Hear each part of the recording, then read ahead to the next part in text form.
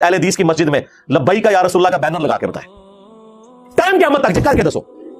اور کسی بریلوی کی مسجد میں یا اللہ مدد, صرف اور صرف یا اللہ مدد کا بینر لگا کے بتائیں, پھاڑ دیں گے. جو ایک دوسرے کے بینر ایکسپٹ کرنے کے لیے تیار نہیں ہے, جس پہ نام انہی ہستیوں کے لکھے ہوئے ہیں جن کو وہ خود مانتے ہیں, تو دوسروں کو کہاں پہ وہ موقع دیں گے کسی غیر مسلم کو؟ چھوڑ دیں. یہ حالات بہت بگڑ چکے ہیں. اور بخاری مسلم میں یہاں تک حدیث ہے کہ اگر کوئی شخص کہیں کا حکمران ہے اور وہاں پہ وہ انصاف نہیں کرتا تو جنت کی خوشبو بھی نہیں پائے گا. استغفر اللہ. یہاں پہ لوگوں کو بڑا شوق ہے وزیر اعظم بننے کا, ہاں جی, آرمی چیف بننے کا, چیف جسٹس بننے کا, لیکن پتہ نہیں کس کے ساتھ چیزیں کیا جڑی ہوئی ہیں. جو جتنی بڑی پوسٹ پہ پہنچ گیا اس کی آخرت اتنی بڑی اسٹیک پہ لگ گئی.